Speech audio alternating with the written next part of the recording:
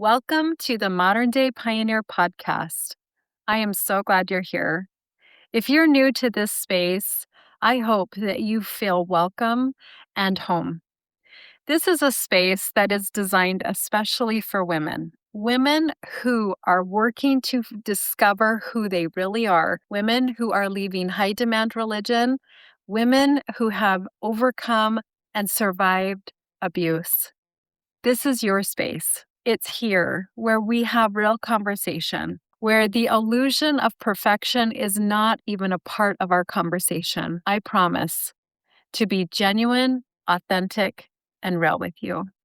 My name is Kendi, and I'm the host of this podcast, and I welcome you into this space.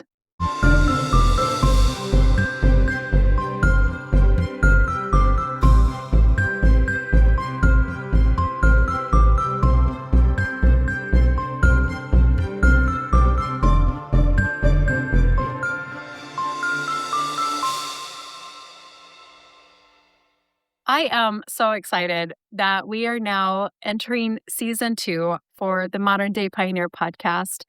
Thank you so much for your support and your interest in what I'm working to bring forward. This next season, I am really looking forward to the conversations that are coming. Season 1, there was a lot of education in regards to who I am and what my life has looked like. It was a broad brush stroke in regards to who I am, but I feel that it has painted a really good picture about who your host is and who you're listening to. And season 2, I really want to lean into messages that are centered around education and empowerment. I also am really looking forward to some of the conversations that I've already had that bring a lens to different topics that we don't always consider or hear. And so I'm really, really looking forward to those conversations that you're going to be able to be exposed to. For this first episode, I wanted to spend just a little bit of time talking about opportunity. Given the current condition in our world today, I know that there is a lot of reason to be concerned. And today I wanted to talk about challenge versus opportunity and how my view with challenge has changed. For a good part of my life, I really lived in a space of fear. And and the culture that we're raised in mostly teaches us to be afraid. What I have found as I have grown older and also done a lot of internal healing work that has helped me learn how to love who I am, I have been able to unpack the whole concept around fear. And I have come to see how great of a tool fear is in controlling us. And so I now am in that space where when I'm faced with what would in the past be a challenge, I'm now describing it as an opportunity.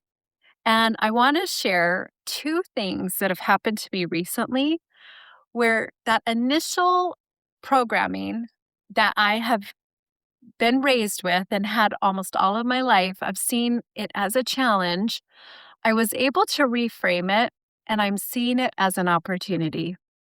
Every new year, I get so excited. I love new beginnings. I love that whole concept of starting over. And in the past, always leading into the new year, I'd always think about, okay, what do I want to do this year?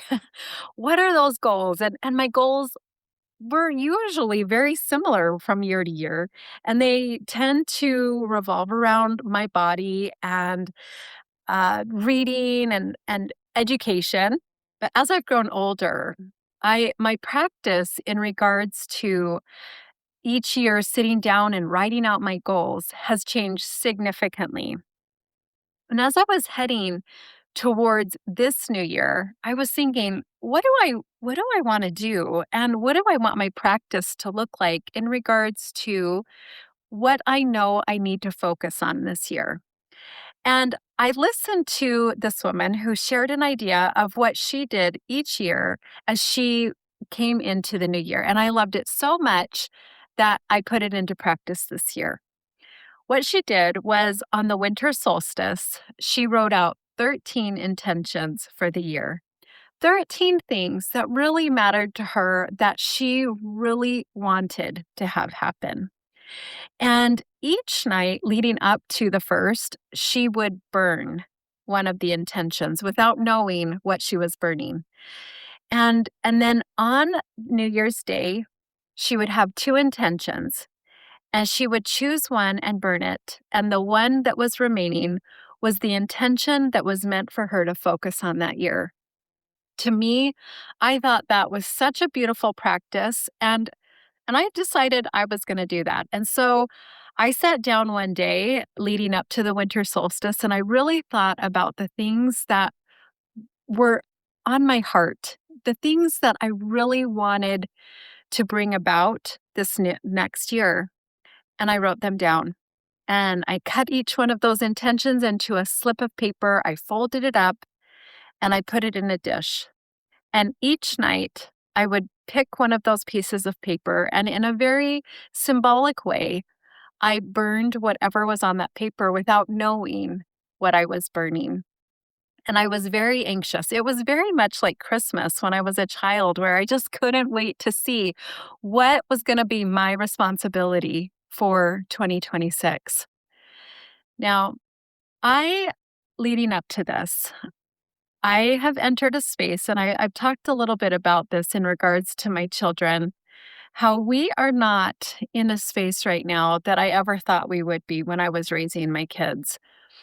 Currently, I'm in the space where I'm not talking to any of my kids and they're not talking to me. And it is not what I ever thought I'd be facing.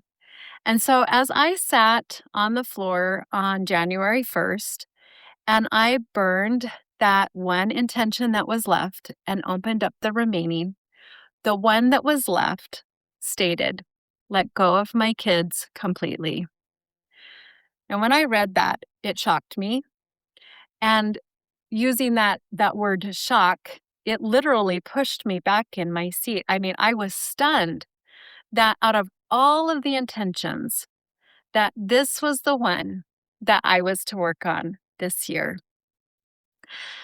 What I have seen as initially a challenge has given me this opportunity. And I want to share with you just a little bit of what has happened to me from January 1st to the recording of this episode. I've been doing a lot of self reflection, and I have come to realize that within my mind, I saw myself as a certain way when it came to being the mother for my kids. And what I've come to realize is that I did a lot of projecting onto my kids. And this time where I am in this space of doing a lot of self-reflecting, it has given me the opportunity to really look at me. And And while things are the way that they are right now with my kids, I feel grateful to have this pause in my life. Some of the things that I have come to realize in regards to my thinking when it came to being a mother was number one, my kids were my entire identity. When I was raising my kids, I didn't have any real hobbies outside of taking care of my family. And a lot of my own self worth and self esteem was based off of how my kids were doing. And I put so much pressure on my kids to be a certain way. And I was terrified and parented them through fear because of my own fears. And this time of just having this self-awareness and this pause has really allowed me the chance to see myself in a way that I had not before. One of the things that I am realizing in regards to learning how to let go of my kids is it doesn't mean that I don't love them. I don't think that I've ever loved anyone the way that I've loved my kids. They have changed my life in a way that I am so grateful for. But I have come to realize that I don't own my kids. And for much of my time in raising them and even into their adult years, there was a sense of me that was like an entitlement, like I owned them, even though they were adults. And if they didn't do things exactly as how I wanted them to do, if I was left out of something, if they didn't include me in something, I would get hurt. And it was because of my attachments to expectations and ideas I had formed when I was younger of what our relationship should look like. And that word should is indicative of something that I don't want to have in my life. It's putting pressure and it's guilting. And so with that intention that was remaining out of all 13 that I had written, the one of telling me that, Kendi, your focus this year needs to be in learning to let go of your kids. While it has not been easy, it has given me this opportunity to do so much self-reflection. And my greatest hope through this is that as I come to better see who I am, that I can own what I've done, that I can apologize, and then I can move on. And my hope is that I will be able, with my adult children, to be in the space of supporting them versus still trying to raise them because they're raised and they're adult children. And so I've had this opportunity given to me, and I'm so grateful for it because it is giving me that chance to stretch and to grow in ways that I didn't see coming when I first initially sought out that intention of learning to let go. The second is I've shared on here that I contracted HPV from a guy that I was dating. That was life-changing. My health has definitely been impacted because of that. And with so much gratitude, I can say that I've made a lot of progress. I was able to have 2 pap smears come back where they were completely normal. And when you've had a pap smear come back where it's not been, when you get that first one back where it shows that everything is okay, wow, you're so relieved and it feels really good. But I had another pap smear done at the beginning of this month, and the results were not what I had hoped. The good news of the results is that the HPV is not there, but it did show that I have cellular changes again. My doctor, who I just adore and respect, she had recommended that I go through an additional procedure just so that they could really look at the cells to determine the change. After getting the news and after it had really kind of settled inside of me, because initially the news presented as a challenge. The next morning when I woke up, I was thinking about the situation and there was a switch inside of my mind. And instead of viewing it as a challenge, I viewed it as an opportunity. And what I've come to realize with having this situation come back to me is I've been able to, again, do more self-analysis and see what is inside of me that I'm ignoring that needs to be addressed. Through the process of really self-evaluation, I realized something. I would say probably 2 or 3 years ago, I was listening to an interview of a woman who is well known, and she had in the interview stated that forgiveness was not requisite for healing, and that she believed that for certain deeds that were done that we shouldn't forgive. And I held on to that. When I've been in my counseling sessions, every now and then, the topic of forgiveness will come up. And I'll ask my counselor, do I have to forgive? um, and and I love my counselor because she is one that helps me know within myself, what do I feel I need to do? And because of that interview and just wanting to hold on so tightly to the resentment, the anger, the bitterness towards certain people, I didn't want to forgive. But in this space of truly self analyzation and thinking, what do I need to do? Because the issue that continues to come back comes back in the area where I was harmed as a child. And my belief, because I very much believe that our body speaks and the body keeps the score according to what's happened to us. In that moment of self-realization or self-analyzation, I realized that I needed to forgive. Now, I'm not there yet. I don't know how to do this yet, and I'm very much in the space. To be honest, I don't even know. I I don't know how I'm going to be able to reach the forgiveness stage in my life. There are several people I really am in the space of needing to forgive, that when I think about them and I think about what they've done to me, I still feel that anger, that resentment, that bitterness inside. But what I can say in regards to my present situation is that it's an opportunity. And I have complete trust in my higher power that I will be able to learn how to forgive.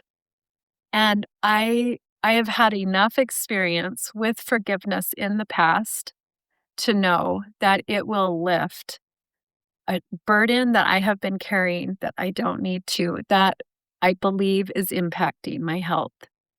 And because of that, because of how my body is speaking, again, I see this as an opportunity to get well. I really appreciate this space of being able to share my thoughts and my experiences with you.